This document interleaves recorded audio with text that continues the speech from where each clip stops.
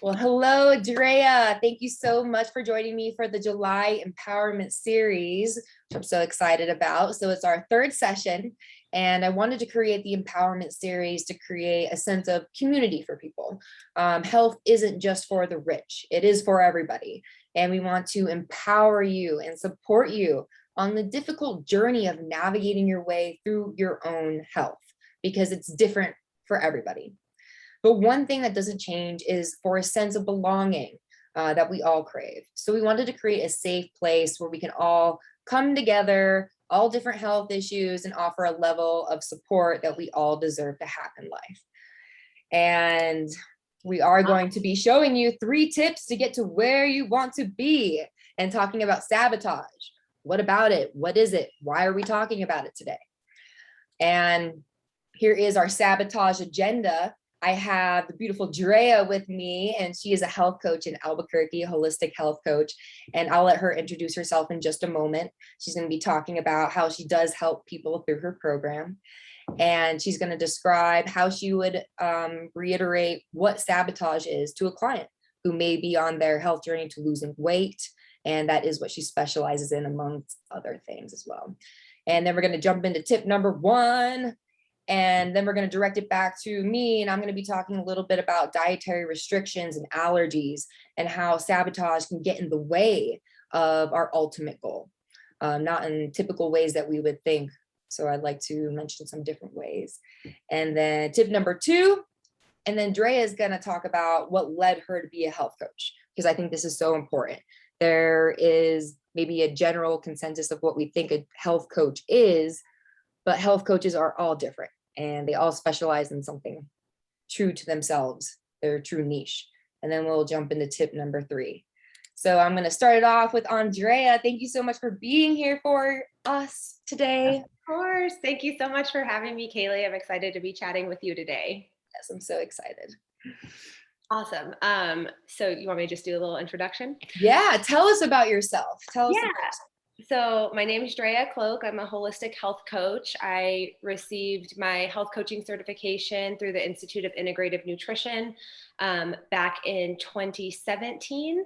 It took me a couple years to get over myself and start my own health coaching practice. But I have been doing it since the end of 2019. So coming up on 2 years now, and it is absolutely 100% what I am meant to do. I work with women specifically who identify as perfectionists to reach their health and weight loss goals without restriction. I teach women how to ditch diet culture and to make the best decisions for themselves and their bodies, because as we are learning in this world, diets are not one size fit all. And as somebody, I'll get to this in later slides, I know, who was a chronic dieter for years and years and years and never saw any success. It wasn't until I started listening to my own body and honoring what it told me that I actually saw results, sustainable results, and they worked and they stayed, my weight stayed off. And so I teach women signals to listen to their body, including sabotaging stuff, which we'll get into as well, and how to handle those situations, how to understand the feedback, the biofeedback that your body is telling you on a day-to-day basis, and getting over those perfectionist behaviors and thinking that we have to eat perfectly or move perfectly, or that if we eat a cookie, our diet is ruined, which is, just bullshit, if I can cuss on here. Yes, I love it. And so, thank you so much for sharing that with us. Yeah. So we do have some slides about self-sabotage and just some things that we find important. So Drea, maybe you could talk a little bit about self-sabotage and how you would explain it to a client. Yes, of course. So as you can see here, self-sabotage can be both mental and physical. So some common self-sabotaging scenarios that I see with clients that I work with, or that even I experienced in my own life, are like the way that we talk to ourselves. So that internal dialogue within our mind is something like, like if I eat like what I just said, if I eat this cookie, my diet is ruined. Like that's sabotaging yourself because that's not true. It's not a fact, right? Your diet is not ruined after you eat a cookie. Physical self-sabotage from that same scenario is like, I just ate one cookie, my diet's ruined. I'm going to eat the entire sleeve of cookies now. And that's sabotaging yourself because one, that's not healthy. Two, there's some mental stuff that's going on there. And as you and I were talking about yesterday, everything is connected, right? And this is what I teach. This is why I'm a holistic health coach. So your weight or your health is here. Your life is over here. So your finances, your relationships, your work, your spirituality, all of that stuff. If something is off over here, if you're stressed out about something over here, then this is going to be off. Your health and your weight is going to be off. And it could be like a stressful work situation. That's an easy one that most of us can relate to, right? If you are coping with food over here and that's sabotaging yourself, right? You are not going to lose the weight. You're not going to become healthier if you're like addicted to sugar because you work late hours or your boss is a bitch or whatever, you know, like, and you're coping with alcohol, sugar, carbs, whatever. None of which I will say are bad for you in moderation. Like I don't have bad foods in my repertoire, right? When I talk to clients. But when you're engaging in those behaviors, that is what's sabotaging you, right? Other self-sabotage, like mental thoughts would be like comparison. So like comparing yourself to others or comparing your plate to others, comparing what you're eating to what your friend is eating. And here's the thing. Bioindividuality reigns supreme here. So what works for me probably doesn't work for you. And what works for me probably doesn't work for my sister or my mom. So, I mean, it goes past genetics, right?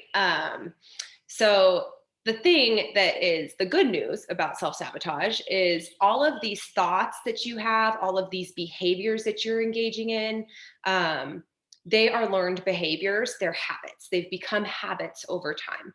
And you can unlearn these behaviors. You can create new healthy habits, which is what I teach in my program, by being more mindful about the thoughts that you're having inside your head or the actions that you're taking physically, being self-aware and taking responsibility for your health, right? Owning the fact that you are the only one who is responsible for your health.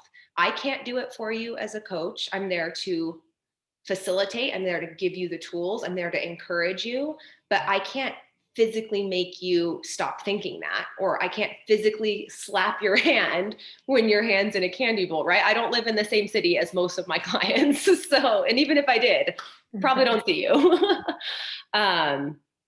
So those are just some examples of self-sabotage. I'll give you an example of what happened to me in a later deck.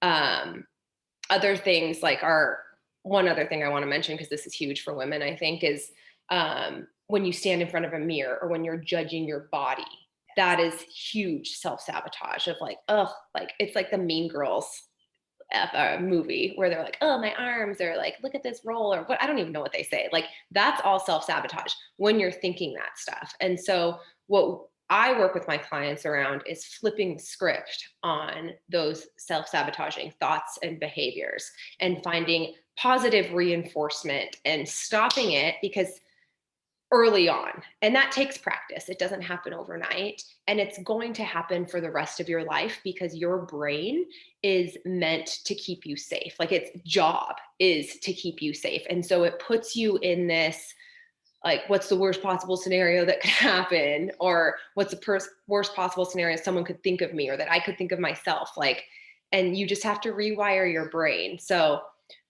within my program, we go deeper into the feedback loop. I don't know if you know a lot about that. Yeah, I'm sure. And utilize that in order to flip the script as well. Yes, those habit loops, man. Yes. The chemical changes that are incorporated with habit change. It's just chemical. So just habits do not change overnight. It doesn't happen that way. So that's why we create these programs. So we work at it every day. We're brain training ourselves. And this cognitive therapy really gets us through the rest of the time. But you made some awesome points. I mean, we sit in front of the mirror and we break ourselves apart. Yeah. Maybe it's a part of our bodies where we're holding excess weight. Maybe they're physical features. Maybe they're things that we've heard about ourselves. Yeah. So sabotage doesn't just come from these terrible thoughts too. I mean, it can come from other people, like you said, comparison. There's so many ways that these can bump up in our life. And so I asked Drea what her number one tip would be in terms of sabotage. And we have tip number one. Yes, Drea. So remember that you are responsible for your health. Like I said, you and you alone get to make the rules, no one else. And here's what I mean by this is, as a perfectionist, which is mainly the women that I work with identify as like a perfectionist, a type A, they're achievers, right? Mm-hmm. They have been on a diet for the majority of their lives, and they've been following diet rules. So diet culture's rules, the diet industry's rules, whether it's paleo, Whole30, Weight Watchers, Jenny Craig, whatever that diet is, they've been following those rules. And I'm here to tell you that you get to make the rules for your life. This is part of bio-individuality and knowing what works for you. And being able to understand the feedback that your body's telling you. The thing is, you have to slow down to do it. You have to have that mindfulness. You have to be self-aware, and you have to really take that responsibility and not, this is kind of controversial, but like not be the victim of your circumstances, right? Yep. And I think that's very hard for people to do sometimes because they have put themselves there unconsciously. I don't blame anybody for that, because they've been following these rules, because of society, because they're looking at like, oh, I didn't eat perfectly today, the scale's going to go up. Guess what? You're not going to gain 5 pounds overnight. It is physically impossible. You have to eat so many calories in one day, like thousands and thousands and thousands of calories to actually gain that amount of weight. But nobody talks about the scale and all the stuff that goes into that. I do in my program, but you know what I'm saying? They're so used to following these other rules. Mm-hmm. And I want to empower women to create their own rules and take responsibility for their health and be their own health advocate and ask the questions and get to know themselves. So 100% turning that victim into victor. And it's hard. You're bringing on that awareness and getting real with yourself. It's not easy. It's not fun either.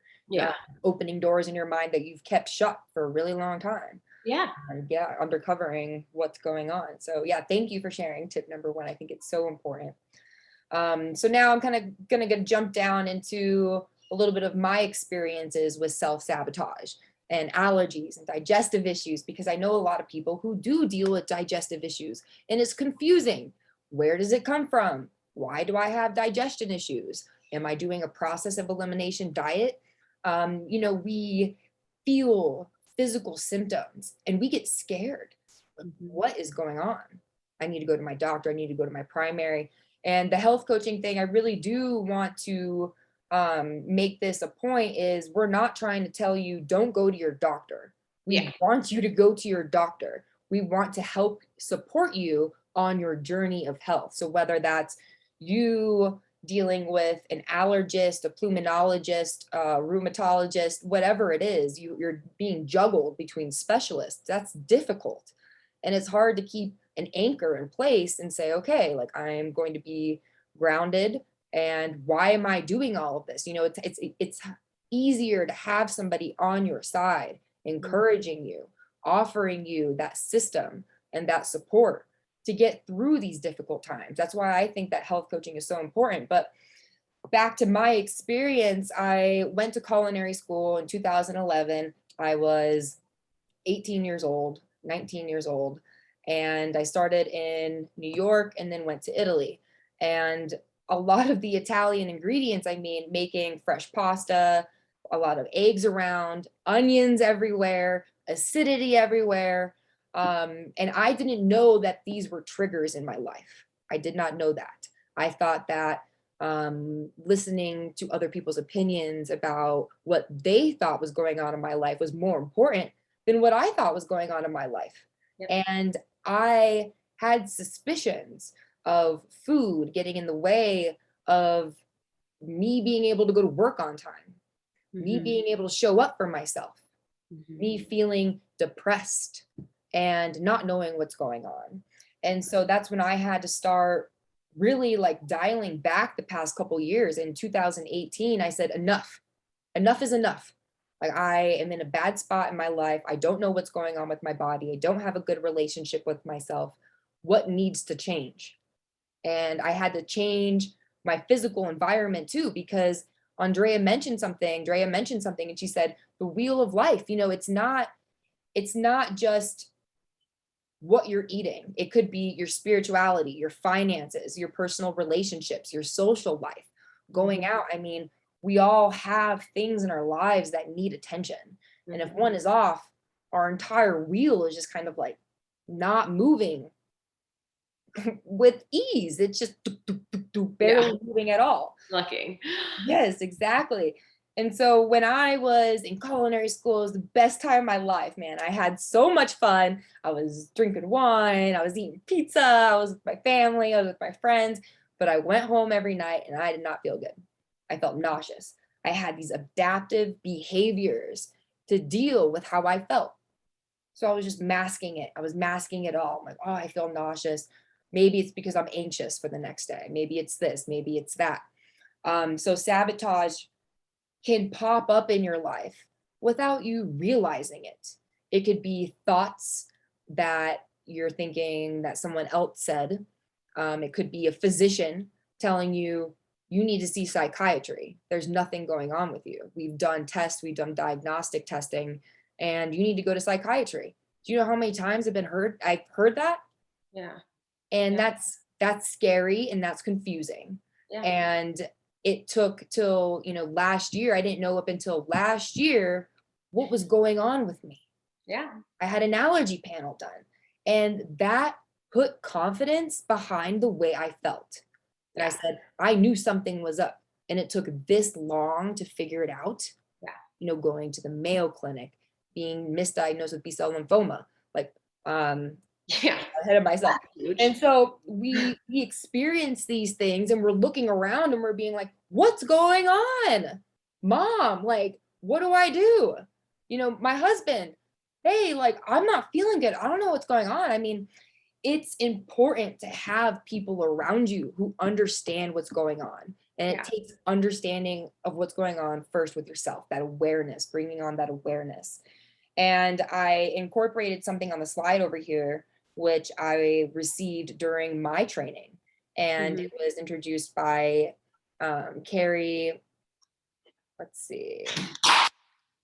Stacey Abrams and Carrie, who are the co-founders of the Health Coach Institute.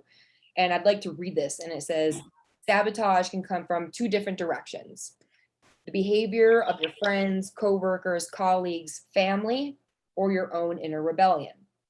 Sometimes other people that watch you venture into this healthier lifestyle may make comments about it, or they may rebel against you.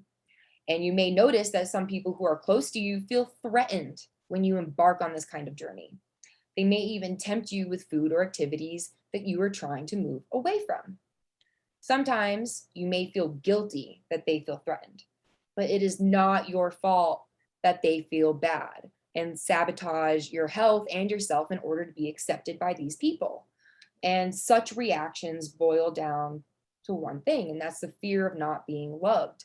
And I felt this for a very long time. And so others who may not have the courage to take such a bold step may unconsciously hope that you fail on your health journey. Your success may be uncomfortably challenging for them. And when you take a step forward towards valuing yourself more, your relationships are forced to shift. Your own inner rebellion is often based upon your own fear of change, of taking responsibility for your life, which Drea said in slide 1.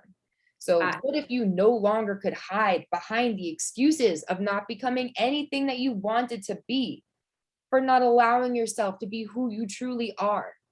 Yeah. And so with this thought, I had to remove myself from my physical environment a couple years ago, 3 years ago. It wasn't in alignment with my ultimate goal. And that's tough. That's tough to come to the realization of. And so the whole health coaching thing really made an impact to me, because I needed a coach. I did. I needed a coach to get me out of the rut. And that helped me. So yeah, this past year, you know, everyone deals with something different. So we have to be conscious of everyone's own battle too. And so sabotage, I know for a damn fact that I have sabotaged a lot of people, like in the past, you know, a long time ago. One more shot, you know, one more piece of pizza. Let's do this. Let's go that. Let's do this. There's all these different things. And, you know, number one, it doesn't work for me. Number two, probably doesn't work for other people either. So it's just like these habits that we get into. And those are ways that we go and we connect with people. And we need to figure out other ways of connecting with people that are in alignment with our ultimate goal. And I think that is so important. So we never really know what is going on with one person. I have 2 things to say, if you don't mind. Yes, I made notes because I will forget. Sure. So 1, I think it's huge in your journey, in your personal journey, that, and I can relate to this, but not a lot of people do this. And this is why I'm so pumped about this series, to like bring attention to this, is you went searching for answers. You knew something was wrong in your body, where I feel like today, so many people get so used to the digestive issues, or to the stomach aches, or to the acid reflux, right? And they're just like, that's just how it is. And it's like, no, that's not how your body is meant to function, to run, right? Your body is a well-oiled machine given the right environment, circumstances, foods, beverages, right? It should keep you healthy. It is meant to keep you healthy. It's this external stuff, food, pesticides, environment, right? Personal relationships that make you sick, right? So, I mean, kudos. I know this is why we connect on searching for those answers, but I think it's really important for people to hear. And this is what I talk about with my clients, is becoming your own health advocate, asking the questions, going to see healers, going to see doctors, getting allergy tests. I think everybody should get an allergy test. Yes, 100%. We need to make that accessible for everybody. Everyone. Yes. I wish I could facilitate them because, you know, I can't, but I wish I could. So that was the first thing that I wanted to touch on. Everyone get an allergy test, but also those feelings aren't normal. And start asking questions. And then 2, the quote that you read, I love that. Would love it if you could send it to me too, if that's possible. But I have had, I think it's so common, and you touched on this, for friends or family to be like, when you're in the beginning of this, even as deep as I am into this, which I'm on like year 8, 9, right? Make comments about like, it's their insecurity of like, oh, you probably don't eat bacon. And I'm like, I do eat bacon. I think bacon's delicious. Like, you know, like it's not, and it's just like these rules, or this something that the society has told them, that like bacon's bad, or like you probably won't eat dessert. Like there's all these assumptions. And I'm like, well, depending on what the dessert is, I might have like a few bites, or I might eat the whole thing, you know, like it depends. And I have friends who, I've always been like a very like picky orderer, even before my food allergies and my health journey. Like I was just always a very strange orderer when we go out to a restaurant. And I would say even a month ago, we went out to breakfast and I was like, okay, I'm going to make a weird order. I don't want any comments out of your mouth. Like I have to stand up because I get tired of hearing it. It's like, this doesn't affect you. Mm-hmm. You know, like what I order or how I eat does not affect you. It's about me. And so keep your mouth shut. Yes. Yes. Like, and so why I share that is just it's getting comfortable. And I know this is tip 2, but getting comfortable with like standing up for yourself, you know, Yes. get on with it. 100%. Oh, we're getting ahead of ourselves. So tip 2, and I love everything that Drea said, because we find ourselves, going out to eat with family, going, to, 4th of July, doing this, doing that, and, high school reunions, whatever it is. And we encounter having to communicate what is going on with ourselves, where we are in life. And sometimes it comes off as like righteousness. And I get in that place sometimes of frustration, of being like, I can't eat it. I can't eat it. Yeah. I mean, 29 years of my life, I'm going to be 30 next month. And this week will be 1 year that I started experiencing esophageal issues, where I was admitted into the hospital for irretractable nausea and vomiting. And so 1 year ago, I could not fathom only having 1 glass of wine. Yeah. I could not fathom not having onion in my sauce. Yeah. I could not fathom not having hard-boiled eggs in the morning. I'm allergic to all of those. I'm allergic to over 25 different things. And having the courage to be able to say your truth with confidence and not have it come off as like, Drea, I've told you 5 million times, I cannot have this. Why are you doing this to me? You know what I mean? Like, it's hard to communicate sometimes. And so bringing down that awareness and that level of understanding for yourself and being like, this is what I need and this is how I do things. And we accept other people on their journey, and we want to be accepted on our journey too. And it's not easy for anybody. So I think that is one of the hardest things, is being able to get across to your loved ones, your friends, strangers, being able to just say your truth. And sometimes that seems like the biggest hurdle. And then once you get over that hurdle, you receive like this receptiveness sometimes, like, oh, I didn't know that. And then you're like, oh, that wasn't so hard. Like, why did I work myself up over all of this? Well, So, and I think normalizing, right? Like I started asking people, is there anything that you can't eat when I have people over for dinner or for whatever? Or is there anything that you want in particular? Because I want to make sure that they're comfortable too. Or if you go somewhere like to a friend or family's house, like bringing a dish that you know that you can eat and asking ahead of time what they're making is not rude.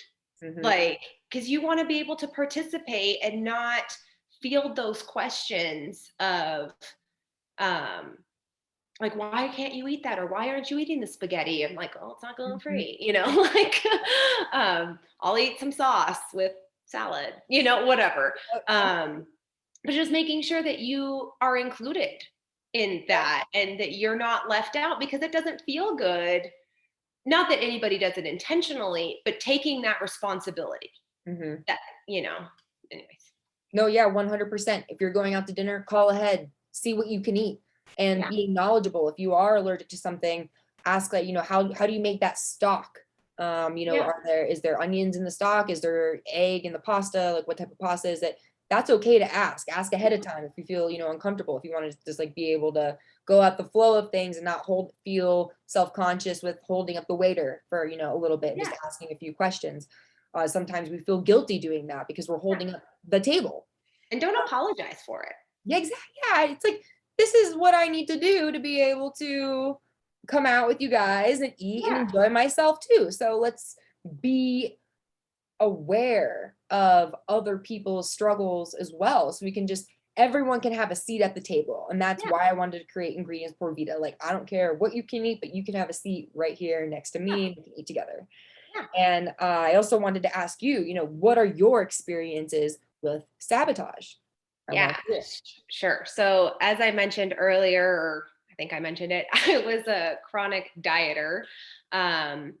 From the age of 17, I gained 15 pounds in between my junior and senior year. So I like to say that I was an overachiever. I didn't wait for the freshman 15 in college. I did it early.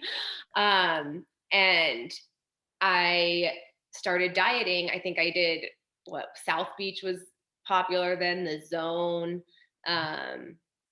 Atkins was really popular. So I started um, dieting when I was 17, and I would yo-yo diet. I'd, gain, lose, plateau, gain, lose, plateau. Um, and it wasn't, obviously there was a lot of negative conversation in my head. There was a lot of comparison. I'm 5'9", and all of my best friends are like 5'2". And so our bodies are very different, and I was bigger and taller, and so that was very uncomfortable for me. I was very self-conscious about that. And it wasn't until I'm going to fast forward through a lot of this. I started doing triathlons, sprint triathlons, and my parents would always say, eat less, work out more. And I know that it was like a place of caring, but like, I know that they were like, what happened? Like, you are heavy, like you have gained a lot of weight. And so I started doing these sprint triathlons, not losing anything, like swimming, running, cycling, didn't lose a pound. And they were like, something's up. And I'm like, I'm telling you, like, I wasn't even eating a lot. I remember my boss, I worked at MAC Cosmetics, like total another life ago. And she was like, you barely eat anything. And it wasn't like I was starving myself. I was just very conscious of what I ate. And so I started getting tests. I had a lot of hormonal issues. I had a lot of cortisol issues. So I started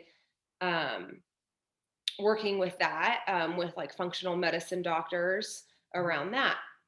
Well, fast forward, I was in, I was starting a new job. I was 27, 27. I started a new job. I was teaching 6 spin classes a week. I was dating, not a great guy. And I was driving back to my office, and I was screaming and crying in my car. And what I didn't know at the time is I was experiencing my very first anxiety attack, and I had 4 that day. Which, somebody who doesn't have anxiety to somebody who's like overnight has 4 anxiety attacks in a day, I really wanted to start feeling like myself again. I didn't feel like myself. I wasn't social. I had a ton of anxiety. I went through this like 8 months of Drea in 2013, where I didn't go to my 10-year reunion. 2 of my best friends planned it. I went to Denver with my parents because I was like, I don't want to see anybody. I started doing yoga. I started acupuncture. I was working with my friend's husband who was in chiropractic school, and he was giving me all these supplements to like help with the anxiety. And I wasn't focused on weight loss anymore. This is like the biggest flip in those 10 years of weight loss. Was the last thing that I was focused on. And why I shared this yoga photo, or this is a photo of me in my yoga studio that I started going to back in 2013 when it first opened. And I always set up, not always anymore, but I used to always set up in this corner that you see me. And there was a mirror on the side. It'll be on my left-hand side. And I remember being in a pose, and I like saw my top like roll over. I was 35 pounds heavier than I am today. I don't know. I don't weigh myself. So somewhere in that range.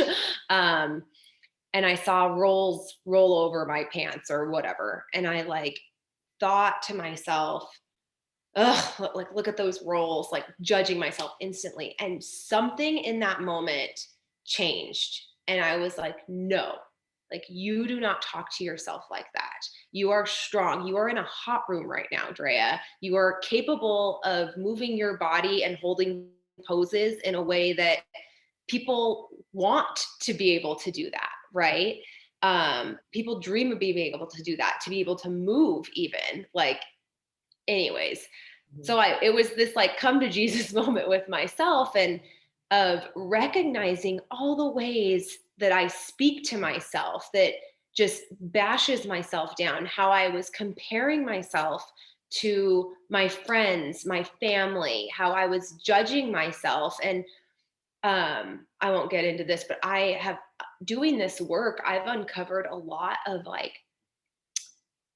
stuff that I heard people say even back in high school that I pretended to like shrug away. Mhm. And I was just telling my friends like a comment that like a good friend of mine, I overheard him say in high school, and it like subconsciously stuck with me, and it came to, you know, my consciousness recently. And I was like, ugh, like I realized he was a 17-year-old boy, but like it hurt, you know? Yeah. So from there, like with the anxiety, with, you know, I had gained, I don't know if I mentioned this, when I was in that time frame of the anxiety attacks, when I started hot yoga, I had gained probably 20 pounds pretty quickly. And so I changed, I overhauled my whole life. Like I said, I had the 8 months of Drea. I stopped teaching spin. I would do it occasionally and I still do it. I love it. So, but I just can't do that high impact exercise. I was introduced to a health coach through the yoga studio that I was going to. The owner at the time, love her. We were in the locker room and she was like, "You need to quit your job. You need to become a yoga instructor and you need to be a health coach." And I was like, "What's a health coach?" Like, I had no idea what it was. This was, you know, 2013. Mhm. And she was like, "You need to meet this woman. She comes here. You'd love her. You will love her." And so she went to IIN, which is the same school I got my certification through. And she had done like a workshop at the yoga studio. So like I went and introduced myself, and we met a few times, and she was encouraging me to go through a health coaching program. And you know, for fear reasons, I came up with every excuse as to like why I should not be a health coach, right? But in the meantime, I was working on my health journey for a few years. So I was like doing this girls program. I was cooking more. I was experiencing with different, experimenting with different like lifestyles, as far as like, am I paleo or am I vegan or am I vegetarian? And then one day I'm like, I don't have to pick. Like, you don't have to label yourself. Like, this is part of listening to your body. Some days I want to eat veggies, and the idea of eating animal protein makes me want to gag to this day. But other days I am a carnivore and that's all I want. Right. Mhm. And so I was experimenting with that. And then in 2016, I was in my office at a corporate job, and my boss at the time comes running down the hallway, and she was like, "Oh my gosh, guess what? I signed up to work with a health coach," because she knew that I was very health driven. Like I was working on, like over this time, it was probably the course of a year and a half, 2 years, I had lost the weight. Um, I lost like 35 pounds, and I've kept it off to this day. I know I'm all over the place, but I'm getting to the No, you're point. not. Um, and I did that. Like people would ask me, "What are you doing?" My coworkers, "What are you doing?" And I couldn't tell them. Like I couldn't say I'm on a low carb diet, because I wasn't. Like I started dating my now husband at the end of 2013, like towards the end of my like 8 months of Drea, you know? And I knew him and we had gotten set up, and I like just wanted to go meet up with him and see like what he was up to, right? And we ended up dating and now we're married, so it worked out. But every Sunday, him and I would have Dion's pizza, like every Sunday. And so I would tell people, my like answer was, I don't know, I'm like cooking more for myself and I'm being more conscious of the food that I'm eating, but I drink on the weekends and I eat Dion's pizza every Sunday. Like, Yeah, I how are mean, you supposed to explain all of that? yeah, like I don't know. And like the weight was falling off, right? So anyways, my boss comes running down, tells me she's working with a health coach. And Kaylee, I was so offended. Like when she tells me, I was like internally, I was like, why wouldn't she work with me? And I was Yeah. a health coach. I hadn't even gone through my training. And so I'm a big believer in signs, and Mhm. that was mine, that I needed to sign up for the program. So I did. And like I said in the beginning, it took me a couple of years to start my practice, but I'm here, and it is super fulfilling to work with so many amazing women, and helping them along their health and weight loss journeys at that, and having them recognize areas of their life similar to my story that needed changing. My relationship needed changing. My work-life balance needed changing. My um, health, my physical activity, like all those things on the circle of life. Really, when they got into balance, I saw huge results in my physical health, right? And Yeah. not saying that weight loss equals health, but I was just a healthier person overall. Yeah, I mean, we all have our own goals.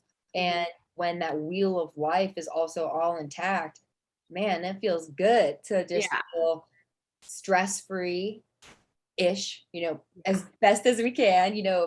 You met your husband, you started feeling good, you started doing all of these things for yourself. And I'm not saying you have to meet a husband to be No. happy and start your own business, not at all.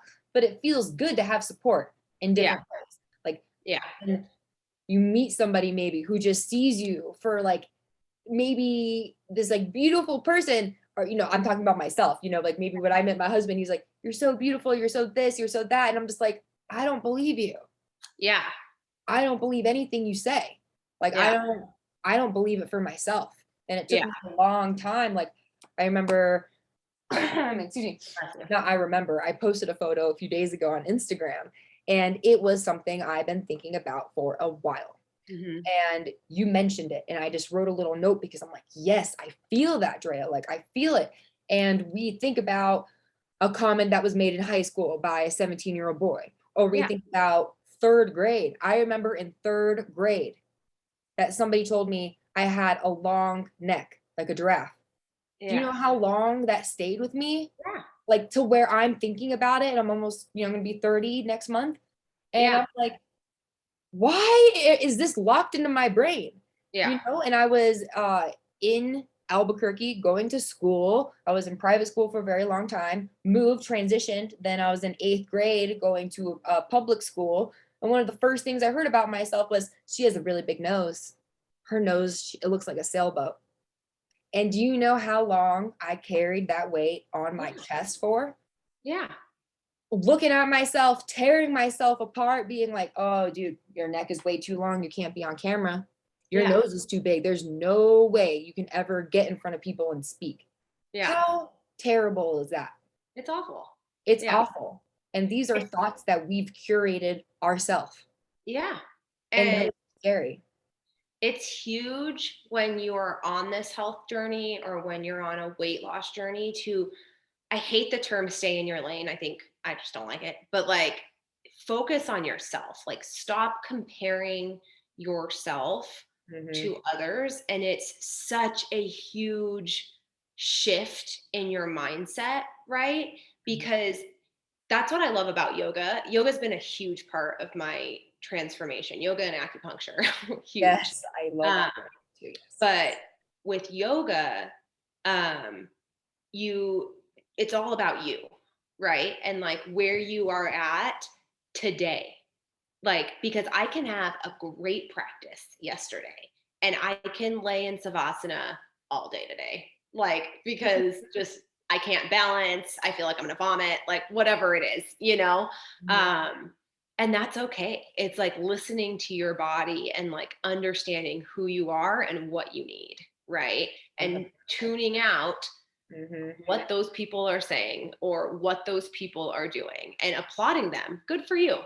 Good Mhm. for you, Mhm. And but yeah, I'm gonna do me.